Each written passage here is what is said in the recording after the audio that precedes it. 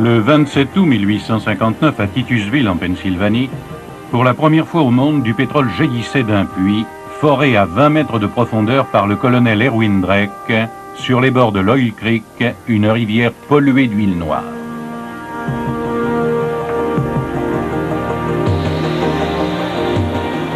On fore à présent à plus de 4000 mètres de fond. Et 125 ans après l'exploitation artisanale de Drake, l'industrie du pétrole est devenue la première industrie de l'univers.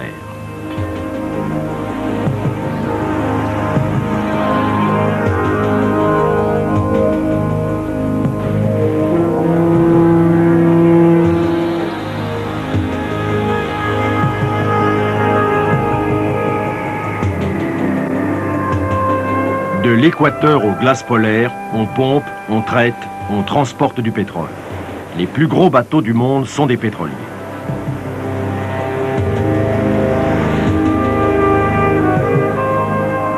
En 1900, l'or noir assurait moins de 4% des besoins mondiaux en énergie. Il couvre aujourd'hui 40% de ceux-ci. En dépit d'une régression de sa consommation, le monde brûle encore chaque année près de 3 milliards de tonnes de produits pétroliers, dont 8 compagnies à elles seules fournissent plus de la moitié. 8 des 10 entreprises les plus riches du globe sont des compagnies pétrolières et 4 sont américaines. Aux États-Unis, sur les 10 sociétés industrielles faisant le plus gros chiffre d'affaires, 7 sont des groupes pétroliers.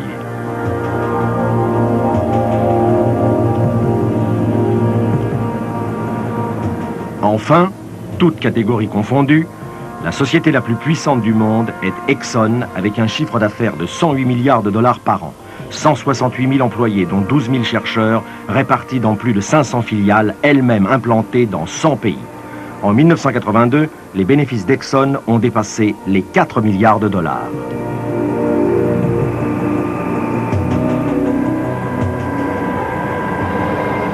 Si depuis 20 ans Rotterdam est le premier port du monde, c'est avant tout parce qu'il en est aussi le plus grand port pétrolier, avec la plus forte concentration mondiale de raffineries, d'usines pétrochimiques, de réservoirs de stockage. 142 millions de tonnes de pétrole y arrivent chaque année. Ces cuves géantes peuvent entreposer 33 millions de tonnes de produits pétroliers et ces raffineries traiter 100 millions de tonnes de brut.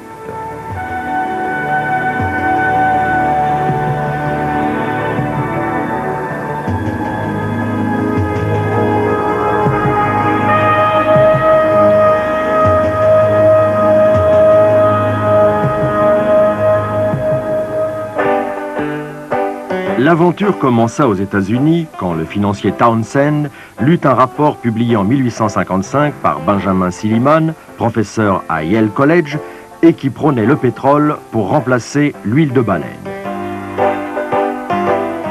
Celle-ci était jusque-là utilisée dans les lampes de mineurs et se faisait rare. Avec les commanditaires de Silliman, Townsend fonde alors une compagnie, la Seneca Oil, et engage Edwin Drake, un ancien conducteur de train, pour explorer les terrains qu'ils ont acquis à Titusville.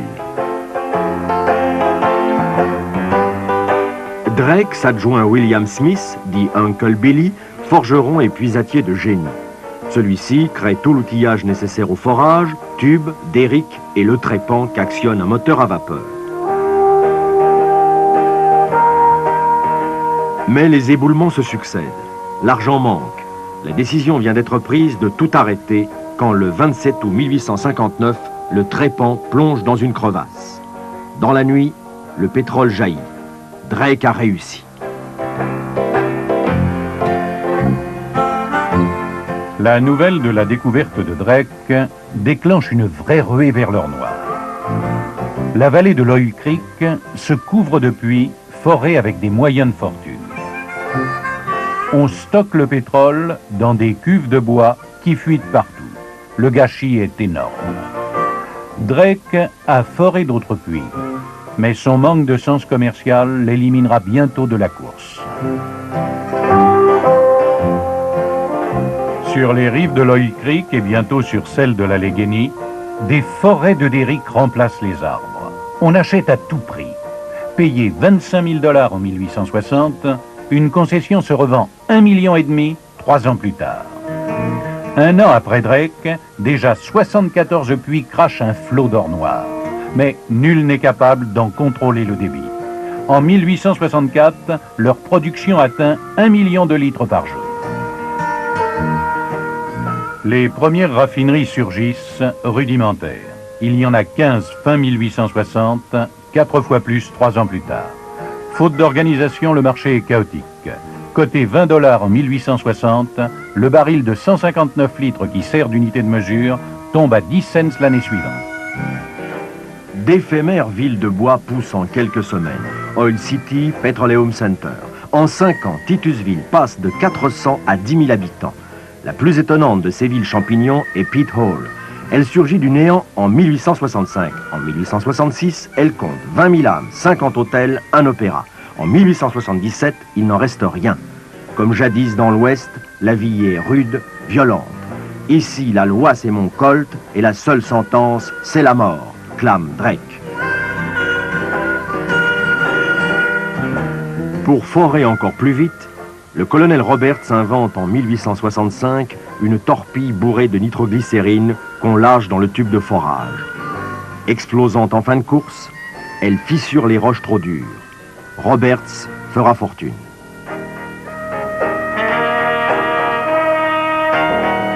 Les foreurs trop pauvres versent directement la nitroglycérine dans leur tube. En heurtant le fond, elle éclate. Des voiturettes spéciales livrent à domicile le dangereux explosif.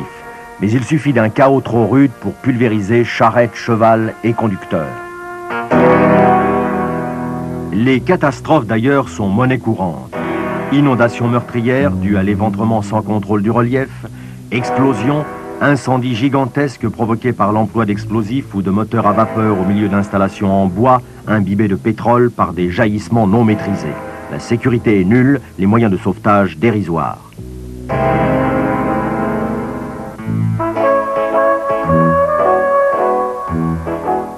Malgré les fluctuations et l'anarchie de ses prix, le pétrole compte ses premiers millionnaires en dollars dès 1865. L'un des plus pittoresques est le pseudo-colonel Carter, un simple tailleur que l'or noir a enrichi en quelques années. Depuis 2 ans, la voie ferrée relie Cleveland, capitale de l'or noir, au réseau de l'Est. Elle traverse toute la zone du pétrole et sur son tracé pousse les raffineries. Mais une rude concurrence menace ces wagons-citernes en bois.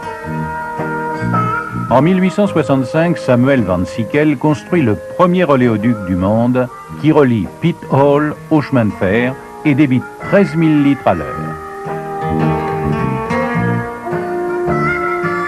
D'autres industriels l'imitent. Un réseau de pipeline couvre la région, se prolonge bientôt jusqu'aux raffineries, malgré les sabotages et les attaques des camionneurs menacés de chômage.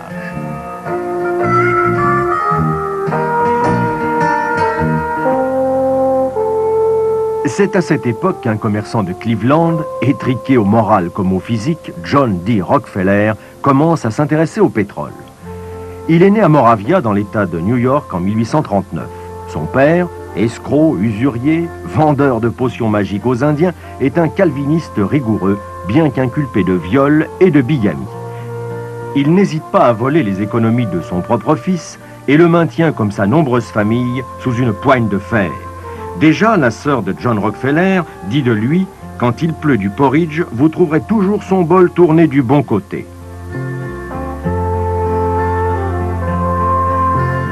À 13 ans, il quitte l'école et débute comme livreur dans les rues de Cleveland avec une charrette à bras. Sa seule distraction est l'église. Sa vie durant, il fera don de 10% de ses gains aux œuvres pieuses. À 16 ans, il est comptable à $600 par an chez des courtiers en grains. Ses patrons lui refusant une augmentation, il emprunte $1000 et fonde sa propre affaire. Il s'occupait de négoces en général dans la région de Cleveland, en Ohio. Il vendait du blé. C'était un commerçant né. Il comprit vite ce qu'allait devenir le pétrole dans ce pays et dans le monde. Et il se lança dans la course avec une seule idée, contrôler tout ce qu'il pouvait. Avec 2 associés, Clark et Andrews, il ouvre une raffinerie, en rachète d'autres. La guerre de sécession leur fait gagner beaucoup d'argent. Les fûts en bois coûtent cher. Rockefeller crée sa propre tonnellerie, économise ainsi $1,50 sur chaque tonneau. Mais il a contracté $100 000 de dettes. Affolé, Clark vend ses parts, Rockefeller les lui rachète aux enchères. Il emprunte encore et devient le plus gros raffineur de Cleveland. Les secteurs dont il voulait se rendre maître étaient le raffinage et la distribution. Pour y parvenir, il lui fallait d'abord prendre le contrôle du transport du pétrole des puits aux raffineries. Très tôt, il comprit que dominer les chemins de fer, c'était dominer la situation. Rockefeller s'associe avec Henry Flagler, très lié au chemin de fer. Contre garantie de louer 60 wagons-citernes chaque jour et de n'user d'aucun autre moyen de transport, Flagler obtient un tarif préférentiel secret, $1,30 le baril au lieu de $2.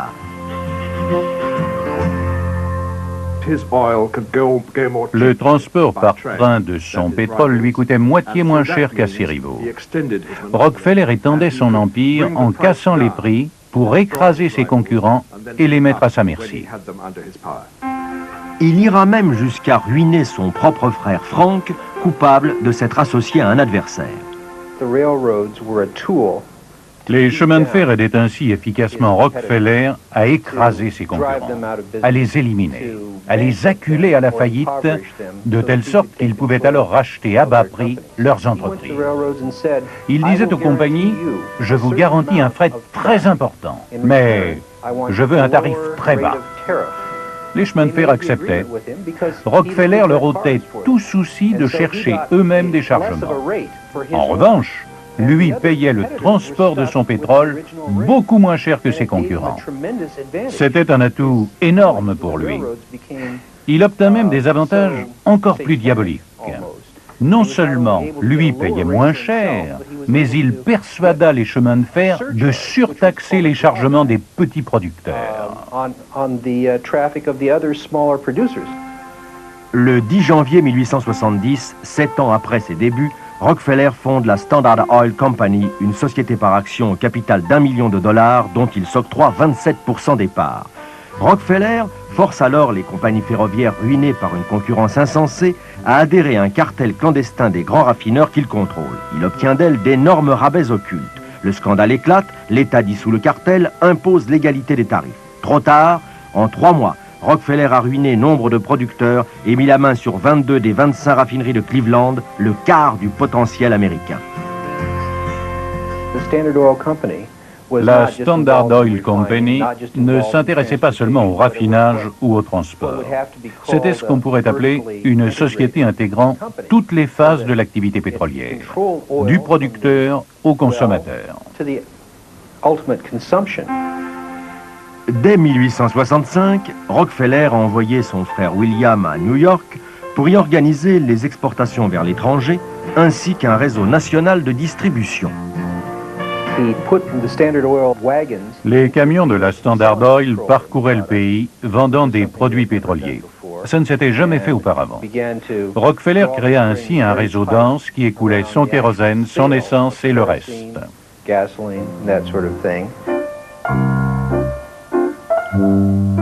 Le pétrole sert alors uniquement à s'éclairer et à se chauffer. Son usage s'est universellement répandu, mais jusqu'à l'aube des années 1880, tout le pétrole consommé dans le monde est américain.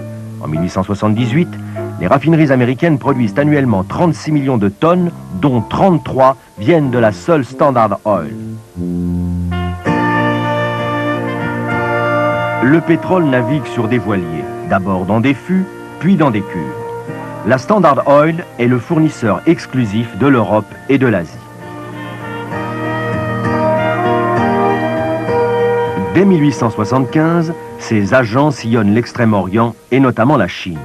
Rockefeller fait distribuer gratuitement des centaines de milliers de lampes aux Chinois pour les pousser à acheter son pétrole.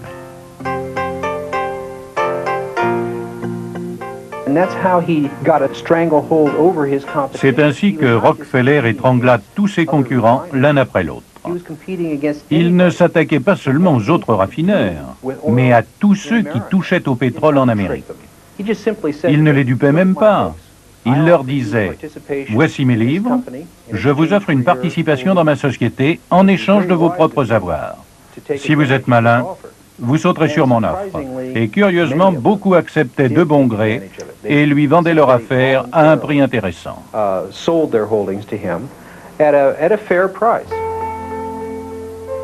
Ce sera le cas de John Archbold, un concurrent dont Rockefeller fera le président de la Standard Oil, et celui de Charles Pratt, un raffineur de New York qui deviendra administrateur de ces sociétés. Ces ralliements restent secrets. Les nouveaux partenaires de Rockefeller s'infiltrent chez l'adversaire pour mieux le torpiller.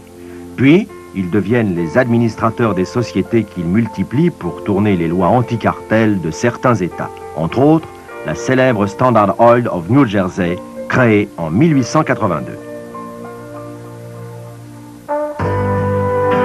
Entre-temps, dans les années 60, Demetrius Scofield a découvert du pétrole en Californie. Il fonde sa propre compagnie. D'autres indépendants l'imitent. Rockefeller les attaque sur leur terrain, y pratique un dumping effréné, acquiert d'énormes gisements situés sous Los Angeles. Scofield, finalement, lui cédera sa société. Et celle-ci deviendra la SoCal, la fameuse Standard Oil of California, joyau de l'empire Rockefeller. Tous ceux qui tentaient de rester indépendants, Rockefeller les éjectait du métier. Ils s'associaient avec d'autres grands producteurs. Le gros poisson a mangé ainsi tous les petits, jusqu'à ce qu'il ne reste plus qu'un seul poisson, le trust géant de la Standard Oil Corporation.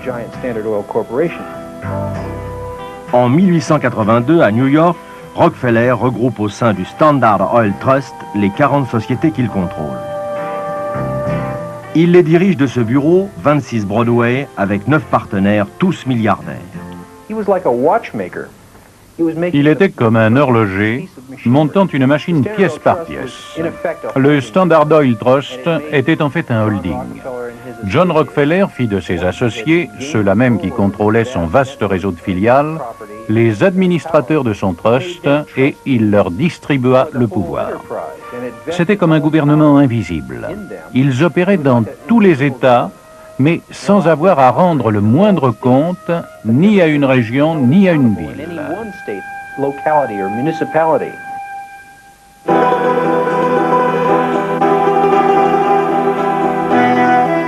C'est d'une ville russe moyenâgeuse et quasi inconnue sur les bords de la mer Caspienne, Bakou, que va surgir la première menace contre l'orgueilleux empire mondial de la Standard Oil. En 1870, des pionniers américains y ont pratiqué des sondages.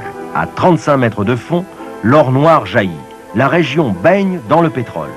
Le tsar réquisitionne alors toutes les terres disponibles et les met aux enchères.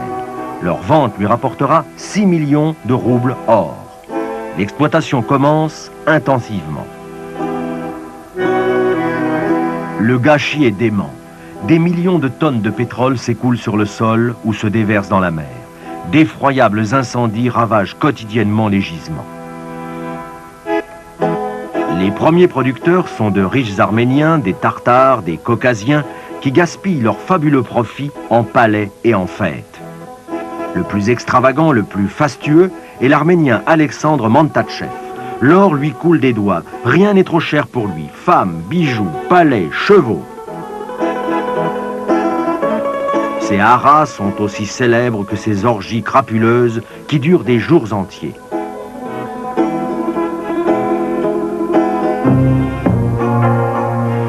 Face à cette richesse scandaleuse, les conditions de travail des ouvriers des puits, tartares ou géorgiens, sont inimaginables aujourd'hui. Beaucoup sont des serfs. Mais même les travailleurs libres, comme l'oncle de Staline ou le futur ministre soviétique Mikoyan, sont traités comme des bêtes de somme. Mal nourris, travaillant 16 heures par jour, ils sont en plus contraints de dépenser leur misérable salaire dans les magasins appartenant à leur employeur. Ils vivent dans la ville noire, un immense bidonville imbibé de pétrole proche des gisements. La misère, le manque de soins médicaux, la pollution, mais surtout l'alcool les tue comme des mouches. Parfois éclatent des émeutes que les Cosaques répriment sauvagement. Mantatchev lui-même n'échappe que de justesse à un de ces pogroms. En 1885, il a formé à Bakou un jeune ingénieur arménien qui jouera un rôle capital dans la saga du pétrole, Calouste Gulbenkian. Dès l'origine, des Suédois, les frères Nobel, fils du célèbre inventeur, se sont intéressés au pétrole russe. Ils ont acquis d'énormes concessions à Bakou et créé sur place leur propre raffinerie.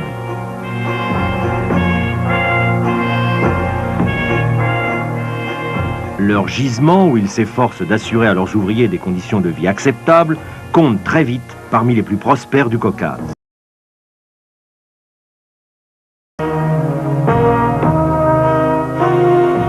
Dans leur raffinerie, ils traitent le brut qu'ils produisent ou achètent, mais aussi celui de tous leurs concurrents. Alfred, le chimiste de la famille, a en effet mis au point un procédé efficace pour débarrasser le pétrole russe de son soufre. Reste à acheminer leur production. En multipliant les pots de vin, les Nobel ont réussi à accaparer la totalité des wagons-citernes disponibles en Russie.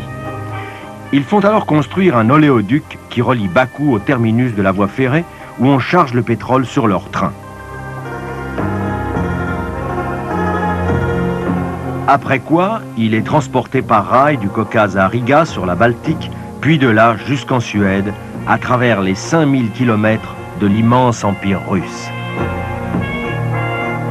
Vers la fin du siècle, deux des frères Rothschild de Paris débarquent au Caucase où ils ont, eux aussi, acquis des gisements. Pour briser le monopole des Nobel, ils financent la construction d'une voie ferrée reliant Bakou au port de Batoum sur la mer Noire. Leur brut y est chargé sur des pétroliers et transporté jusqu'à leur raffinerie de Trieste.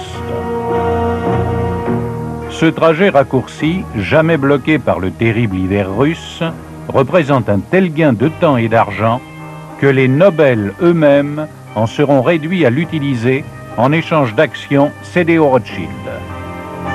Dès 1885, la Russie exporte annuellement vers l'Europe 10 millions de tonnes de pétrole qui concurrencent dangereusement celui de la Standard Oil.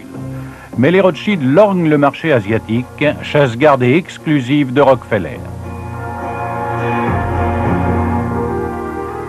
Leur agent à Londres y contacte les frères Marcus et Sam Samuel, deux richissimes importateurs de nacre qui affrètent régulièrement des navires pour l'Extrême-Orient. L'Angleterre victorienne, en effet, nourrit une passion pour les coquillages exotiques. En 1891, Marcus Samuel devient l'agent général de la Bitno, le consortium pétrolier des Rothschild en Russie. Désormais, les cargos des Samuel embarquent au passage du pétrole russe destiné à l'Asie où les deux frères contrôlent des dépôts et un réseau commercial.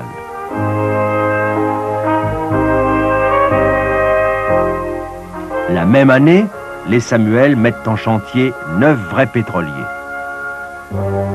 Et en 1892, l'un d'entre eux, le Murex, jaugeant 5010 tonnes, franchit le canal de Suez chargé de pétrole russe à destination du Japon. Pour la première fois dans l'histoire, un tanker transite par le canal. La Standard Oil a vainement remué ciel et terre pour lui en faire refuser l'autorisation. Comme emblème de leur flotte, les Samuel ont choisi le coquillage qui a fait leur fortune. Ainsi naît la Shell. Les Rothschild ne pouvant lui fournir tout le pétrole dont il a besoin, Marcus Samuel acquiert des concessions dans l'île de Bornéo. Il n'est pas le premier en Indonésie.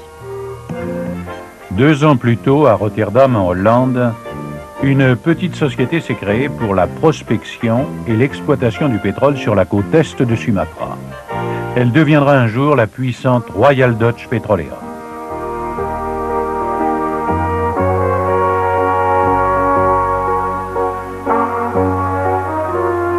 Son fondateur, August Kessler, fait aussitôt entamer les forages.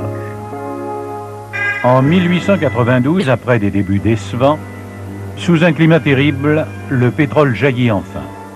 Kessler construit un pipeline et une raffinerie dont il écoule la production sur le marché asiatique, s'attirant lui aussi les foudres de la Standard Oil.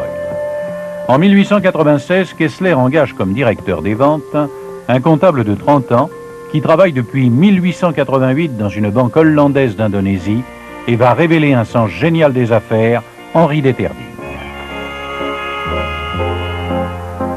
En 1900, miné par le climat et une série d'échecs, Kessler meurt. Il a confié la direction de sa société à Deterding. Les Rothschild, qui ont jaugé celui-ci, acquièrent 10% des parts de la Royal Dutch. Entre-temps, de son côté, Marcus Samuel a mis en production sa concession à Bornéo et bâti une raffinerie à Balikpapan. De plus en plus gêné par cette concurrence, Rockefeller lui fait une offre de rachat en 1897. Samuel la refuse.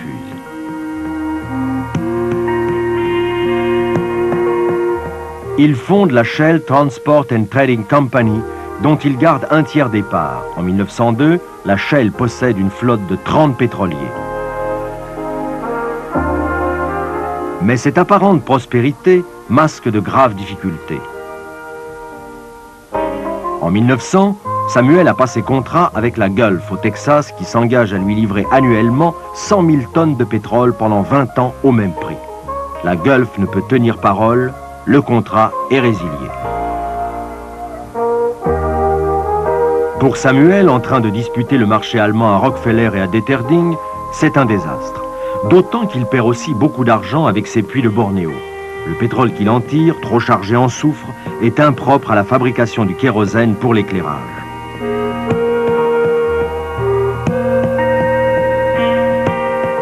En 1903, Samuel doit s'associer à l'Asiatic Petroleum, un réseau de distribution créé par Deterding et les Rothschild pour faire front sur le marché asiatique au dumping effréné de la Standard Oil, résolu à en évincer tous ses concurrents. Élu Lord Mayor de Londres, Marcus Samuel néglige de plus en plus ses propres affaires. La Shell perd le marché allemand.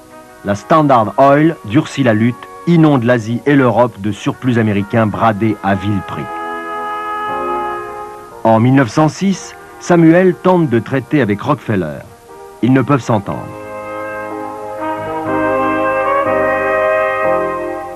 Aux abois, l'ex-maire de Londres est forcé d'accepter les dures conditions de Deterding.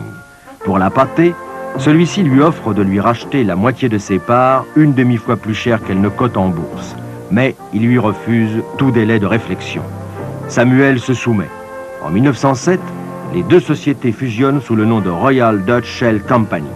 40% des parts vont à Samuel et aux propriétaires anglais de l'ex-Shell, 60% la part du Lion, aux Hollandais de l'ex-Dutch et notamment à Arthur Kessler, fils de son fondateur. Les bilans de chaque société ont montré que la groupe Royal Dutch allait apporter à la combinaison 60% des bénéfices, le groupe Shell 40% des bénéfices. Deterding a dû demander la permission des Rothschild à Paris pour cette combinaison. Les Rothschild avaient 10% des titres Royal Dutch, mais ils ne voulaient pas être nommés.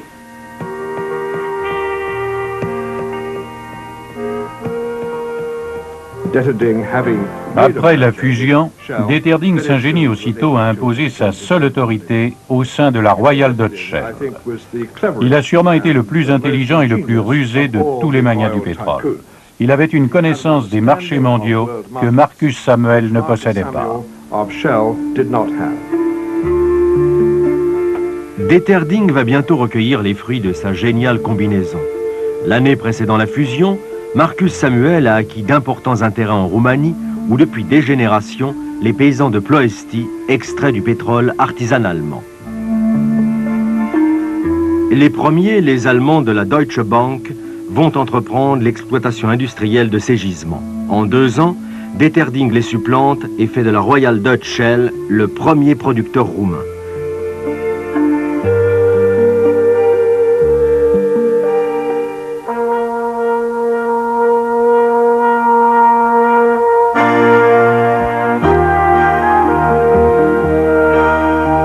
Deterding projette alors de fonder avec la Deutsche Bank et les Rothschild la première multinationale du pétrole. Il rêve même d'y associer la Standard Oil. Un tel cartel dicterait ses lois sur le marché mondial du pétrole. Mais Rockefeller craint que cette entente où les Européens seraient majoritaires soit un cheval de Troie conçu par Deterding pour pénétrer sur ses propres chasses gardées.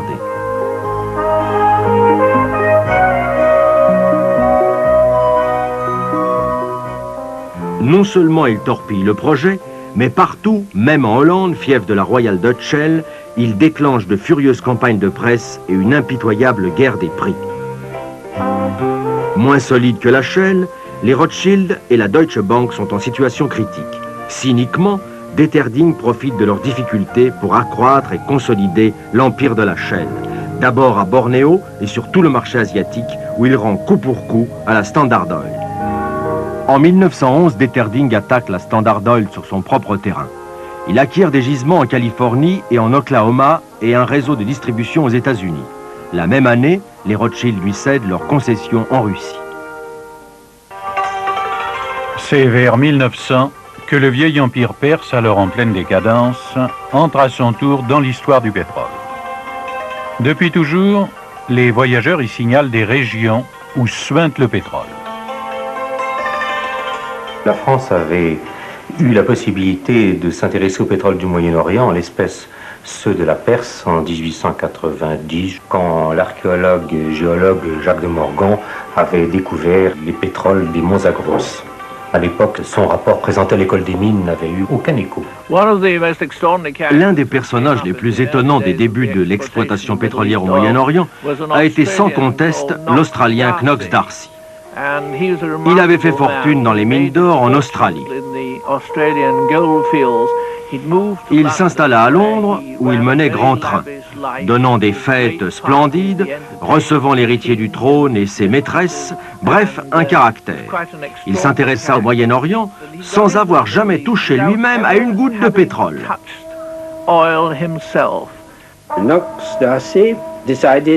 Knox D'Arcy décida de financer des recherches pétrolières parce que le général iranien Ketajib l'avait informé qu'il se croyait assez influent pour lui faire octroyer une concession par le Shah de Perse. En 1901, Knox D'Arcy obtient contre 200 000 francs or et une royalty de 16% le droit de prospecter toute la Perse. Il y expédie une équipe commandée par le géologue George Reynolds. Les recherches vont durer 6 ans. Il n'existe ni route, ni carte, ni moyen de transport. Le soleil est meurtrier. Les rares sources sont polluées. En outre, les prospecteurs sont en butte aux attaques des tribus Bakhtiar. Reynolds y met fin en engageant ses pillards comme escorte.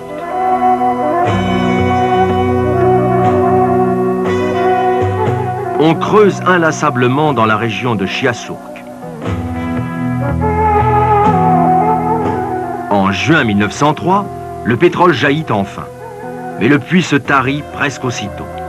Reynolds s'obstine, en vain, tous les autres forages restent désespérément secs.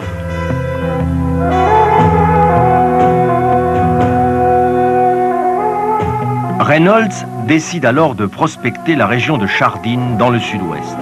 Toujours sans aucun résultat. Fin 1906, il émigre vers les collines de Maïdan-i-Naftun.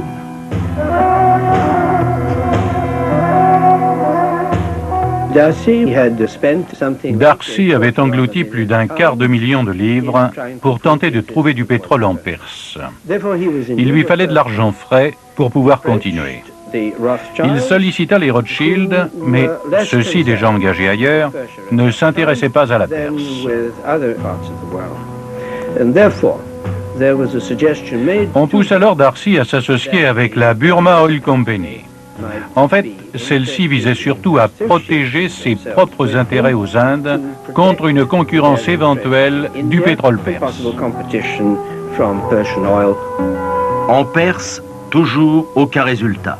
Fin 1907, D'Arcy, ruiné, ordonne à Reynolds de tout stopper. Le géologue obtient d'achever le forage en cours. Et c'est le miracle, le pétrole jaillit à Masjid-i-Suleyman.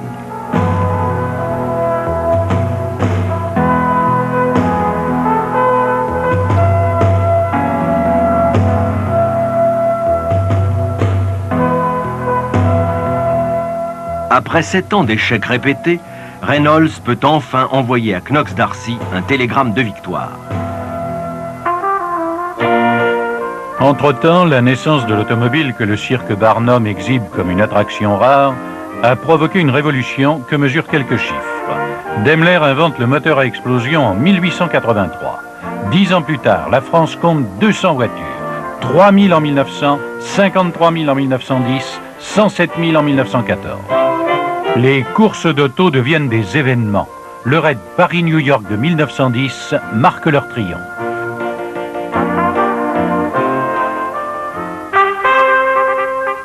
Une autre révolution va encore élargir les perspectives que l'auto vient d'ouvrir au marché pétrolier.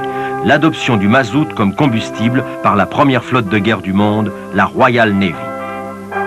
Jusque-là, toutes les marines militaires utilisaient le charbon.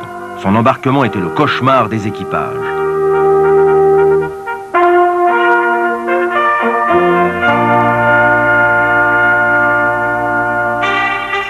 C'est l'amiral Fisher, nommé premier lord de l'amirauté en 1907, qui, malgré ses détracteurs, va imposer cette brutale reconversion, soutenue par un jeune ministre promis un prestigieux avenir, Winston Churchill.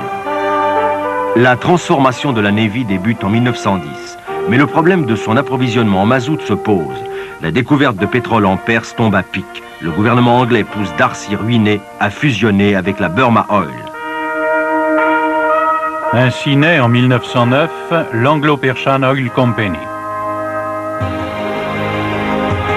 Son président, Lord Strathcona, et son directeur, Lord Greenway, viennent tous deux du Foreign Office. Quant au pauvre Knox Darcy, il sera bientôt définitivement évincé.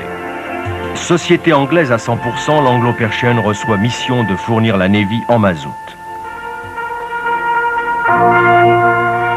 En cas de guerre, l'Angleterre ne veut pas que le ravitaillement de sa flotte puisse dépendre d'une compagnie étrangère, même partiellement comme la Shell.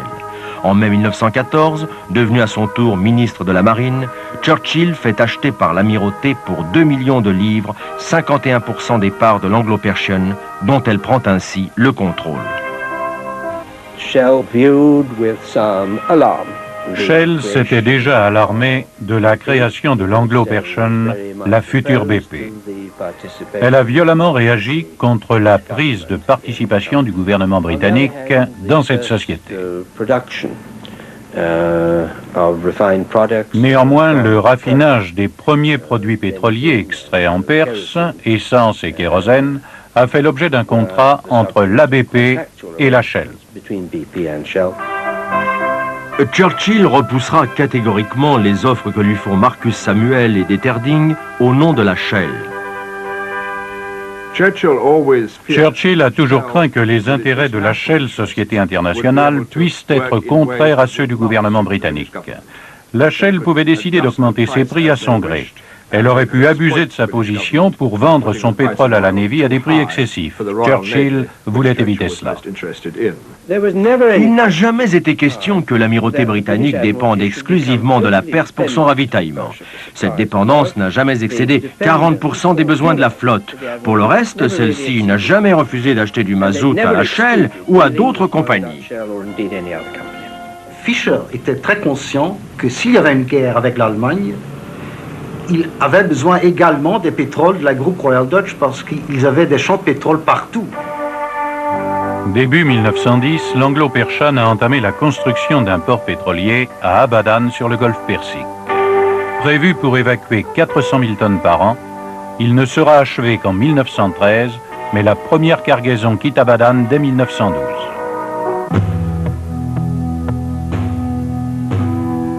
En même temps, un pipeline long de 200 km est mis en chantier pour relier les puits de Majid-i Sulaiman à Abadan. Pour acheminer jusqu'au gisement le ravitaillement et le matériel nécessaires, on percera des routes à coups de dynamite à travers les montagnes infestées de pillards.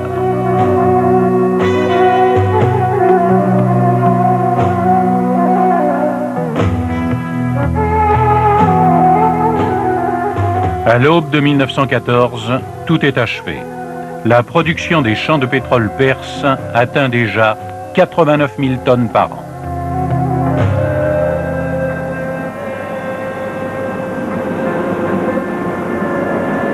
À l'époque où Reynolds entamait ses forages en Perse, l'ex-amiral Colby, ambassadeur des États-Unis à Istanbul, découvrait les feux éternels brûlant dans la région de Kirkouk, aux confins orientaux de l'Empire ottoman.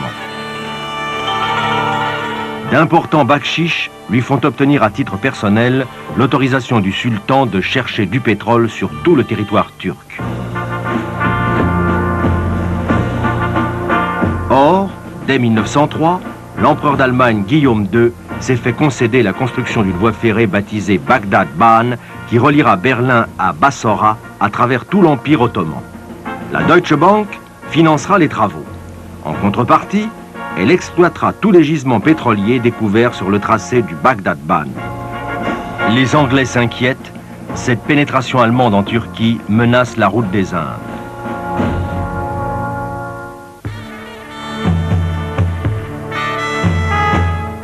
En 1909, le sultan Abdulhamid est renversé par le mouvement réformiste des jeunes Turcs. Incapable de rembourser les dettes de l'Empire, son successeur Mohamed V se voit forcé d'entériner le contrat passé avec la Deutsche Bank et s'apprête aussi à confirmer la concession de Kolbi. Les financiers anglais qui contrôlent la banque turque s'insurgent et confient leur défense à Calouste Gulbenkian. Gulbenkian, qui avait acquis une solide expérience en Russie, à Bakou, dans l'industrie pétrolière, était du fait de ses contacts arméniens très connus et très introduits en Turquie.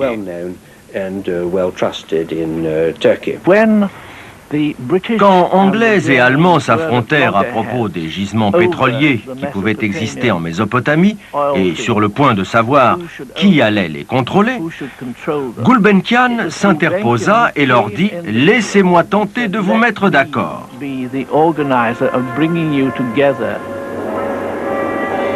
Après avoir évincé Kolbi, l'Arménien convainc les banquiers anglais de créer avec les Allemands une société commune dont il s'octroie un gros paquet d'actions. Il en cède aussitôt les 2/3 à la chaîne. Fureur de Churchill. L'anglo-persian que contrôle le gouvernement britannique doit avoir sa part du gâteau. L'Angleterre exerce alors un tel chantage militaire et financier sur les Turcs qu'en mars 1914, l'anglo-persian entre dans le consortium qui va devenir la Turkish Petroleum Company. Banquiers anglais contrôlant la banque turque et anglo-persian y détiennent 50% des parts. La Deutsche Bank 25% et la Royal Dutch Shell 25%. Gulbenkian fait transférer à la Turkish Petroleum le droit d'exploiter tous les champs de pétrole que traversera le Bagdad-Bahn dans l'Empire ottoman. Pour prix de sa médiation, on rétrocédera à Gulbenkian 5% des parts de la Turkish Petroleum. Désormais, on ne nommera plus l'Arménien que Monsieur 5%. L'aube du XXe siècle voit se tarir le pétrole en Pennsylvanie. Titusville, dont la population s'était multipliée par 30, s'est vidée aux 3/4. Ses 20 000 habitants ont quitté Pitt Hall, devenue une ville fantôme. Il n'en restera rien en 1900.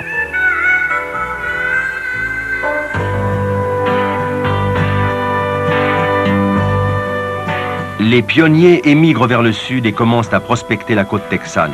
Le 10 janvier 1901, d'un puits foré à Spindletop par le capitaine Lucas, jaillit le plus haut jet de pétrole de l'histoire. Il produira 100 000 barils par jour. 50 000 prospecteurs s'abattent aussitôt sur la région. Les derricks y poussent si serrés qu'en 20 mois, le gisement de Spindletop sera mis à sec. C'est le banquier Andrew Mellon qui, avec ses frères et son neveu, a financé Lucas et son partenaire. Ensemble, ils fondent la Gulf qui deviendra l'une des 7 plus grosses compagnies mondiales. D'abord minoritaires, les Mellon sont bientôt maîtres de la société.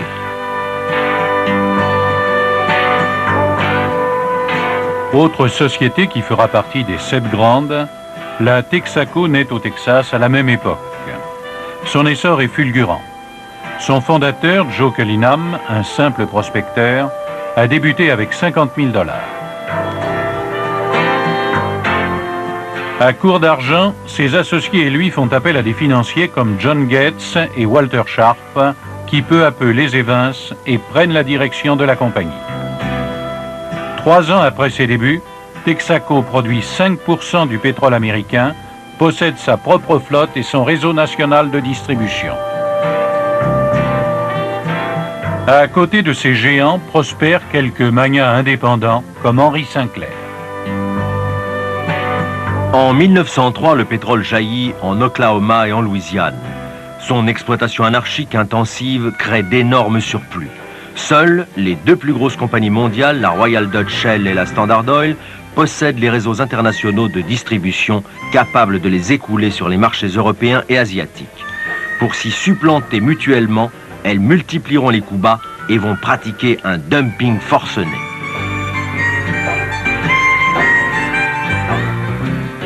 En 1910, John Rockefeller et son fils règnent sur un empire qui pèse 660 millions de dollars or.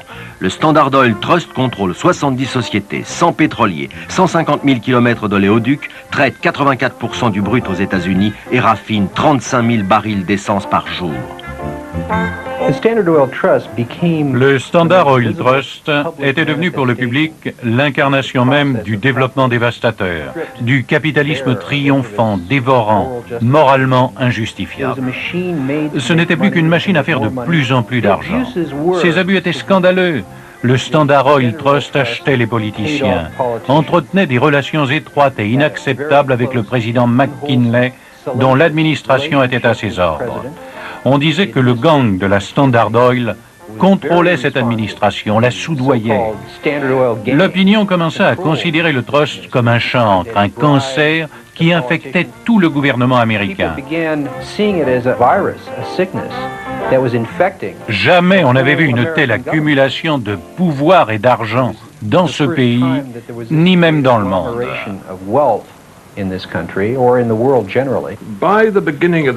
Depuis le début du XXe siècle, une vive réaction s'était amorcée en Amérique contre la puissance croissante des trusts. Rockefeller était l'homme le plus riche d'Amérique. Le monopole qu'il détenait sur le pétrole était devenu un vrai problème politique. Trop de gens en dépendaient. Dès lors, les politiciens furent forcés de le briser. Le 15 mai 1911, au terme de 20 procès qui ont duré 7 ans, la Cour suprême des États-Unis décrète la dissolution du Standard Oil Trust. Il éclate en 34 sociétés. Le Standard Oil Trust a été fractionné en plusieurs groupes, mais ceux-ci ont continué à opérer ensemble. Leurs gros actionnaires étaient les mêmes, et ils gardaient les mêmes intérêts.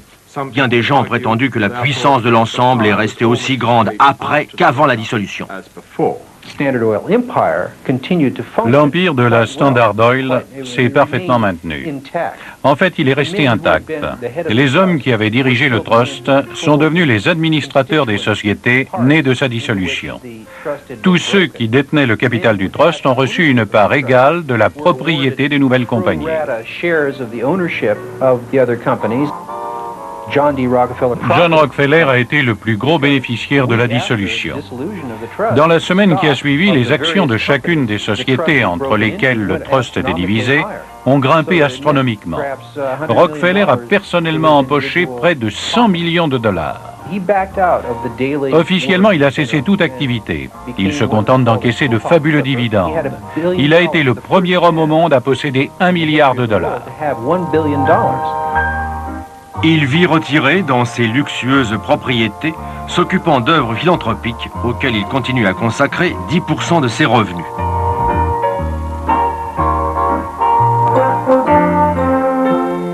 Cet impitoyable rapace, qui s'est transformé en débonnaire grand-papa gâteau, vivra paisiblement jusqu'à 98 ans.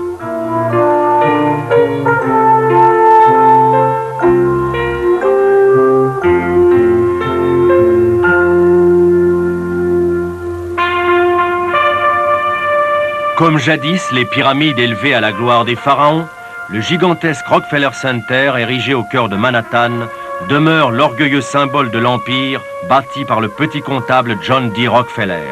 Aujourd'hui, bien qu'il garde de fructueux intérêts dans le pétrole, le clan Rockefeller a beaucoup diversifié ses activités, notamment dans la banque et la haute politique. Malgré le temps écoulé et bien qu'on ait oublié son rôle dans la Standard Oil, le nom de Rockefeller incarne encore aujourd'hui ce qu'il y eut de pire dans la vie américaine.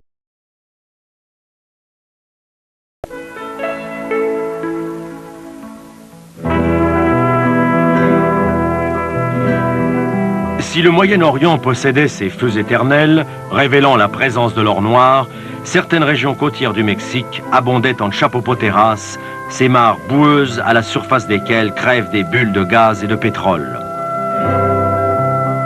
Des compagnies mexicaines se créèrent pour prospecter la région de Tampico, les plus anciennes dès 1870.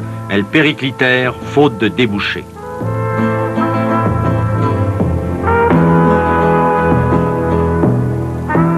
Vingt ans plus tard, un cheminot américain, Edward Doheny, associé à un épicier Canfield, entame des forages en Basse-Californie. Au bout de 2 ans, ils trouvent un gisement. Tous deux deviennent milliardaires. En 1900, on leur signale à Ébano, près de Tampico, des terres trop huileuses, même pour l'élevage. Pour 300 000 $, Doheny en achète 90 000 hectares. Longtemps, il fore en vain. Mais en avril 1903, pour la première fois au Mexique, du pétrole jaillit de ce puits du Cerro de la Pez. Il donnera 1500 barils jour durant 22 ans. Toute la région se creuse de forages, beaucoup encore en activité aujourd'hui. Doheny, qui a constitué une Mexican Oil Company, bâtit la première raffinerie mexicaine, des cuves de stockage, tout un village autour de l'église qu'a réclamé son épouse. Les vieux bâtiments du centre d'exploitation sont encore en service. En 1907, la société de Doheny devient la Huasteca Petroleum Company. Le dictateur Porfirio Díaz gouverne alors le Mexique qu'il rêve de moderniser. Porfirio Díaz atrajo capitales. Porfirio Díaz, pour attirer les capitaux étrangers, avait édicté une série de lois accordant des exemptions fiscales et de grandes facilités d'importer du matériel. Porfirio Díaz avait assujetti les pétroliers à un simple droit de timbre qui ne rapportait rien au gouvernement mexicain. Ceci pour aider au développement de l'industrie. Doheny en profite pour prospecter et acquérir de nouveaux gisements. Ils se révéleront fabuleux. Un ingénieur anglais, Woodman Pearson, chargé de la construction d'une voie ferrée à travers le Mexique, va lui aussi profiter des conditions exceptionnelles consenties par Díaz aux compagnies étrangères. Informé des succès obtenus par Doheny à Ébano, Pearson rentre en Angleterre, y collecte des capitaux et revient au Mexique où il se lance à son tour dans la prospection pétrolière de la zone de Huasteca. Le résultat dépasse toutes ses espérances. Pearson multiplie les centres d'exploitation, les raffineries, les dépôts, construit des quais d'embarquement. En 1907, sa compagnie, l'Aguila Petroleum, est la plus puissante du Mexique grâce à la protection de Díaz. Porfirio Díaz privilégiait l'Aguila parce qu'un de ses fils était au service de Pearson. Dans les zones pétrolières, la propriété du sol était mal établie. Depuis la nuit des temps, elle se transmettait de père en fils sans qu'aucun titre juridique l'établisse indiscutablement. L'arrivée des compagnies provoqua une régularisation de la propriété, en leur seule faveur évidemment, dès qu'elles convoitaient un terrain. Certaines compagnies recrutent même des tueurs.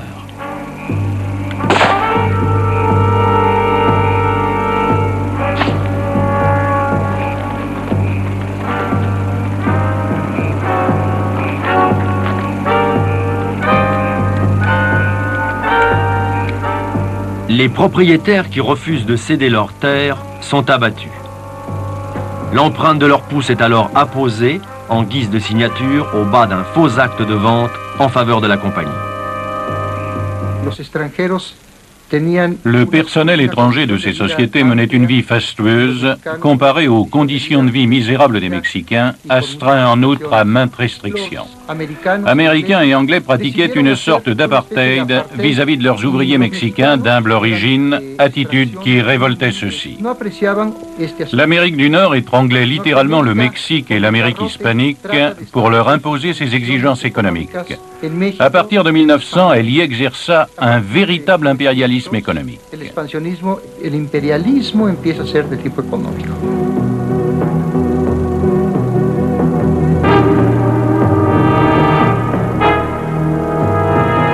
La sécurité dans les exploitations est inexistante. Explosions et incendies de puits y sont fréquents et souvent meurtriers, sans que les victimes puissent espérer la moindre indemnisation.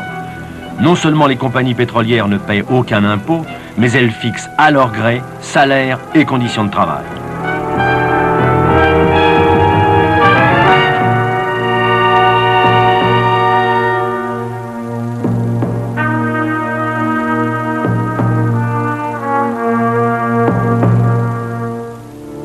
La plus effroyable catastrophe de l'histoire du pétrole se produira près de Tampico, dans un gisement de l'Aguila.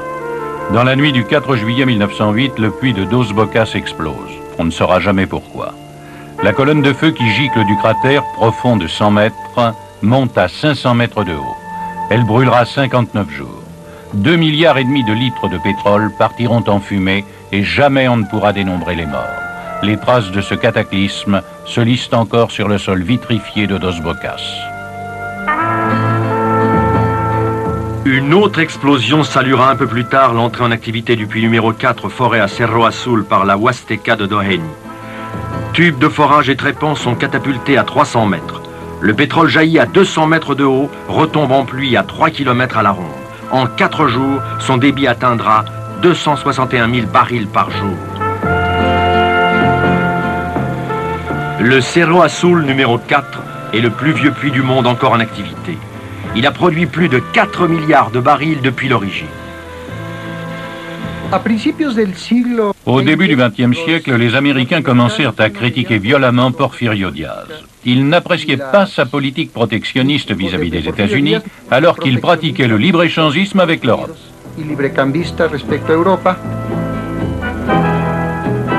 Quand Diaz, en 1909, truque les élections pour se faire réélire, les Américains soutiennent l'insurrection que déclenche Francisco Madero, avocat libéral et grand propriétaire.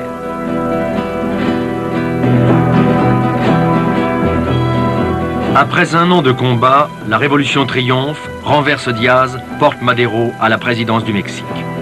Sous la pression populaire, Madero institue pour la première fois une taxe sur le pétrole, dérisoire, 1 centime par litre exporté.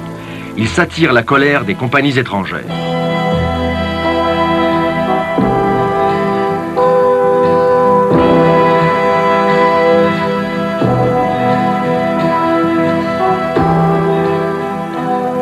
Lâché par les États-Unis, Madero est renversé et assassiné en 1913 par son chef d'état-major, le général Huerta, qui prend sa place.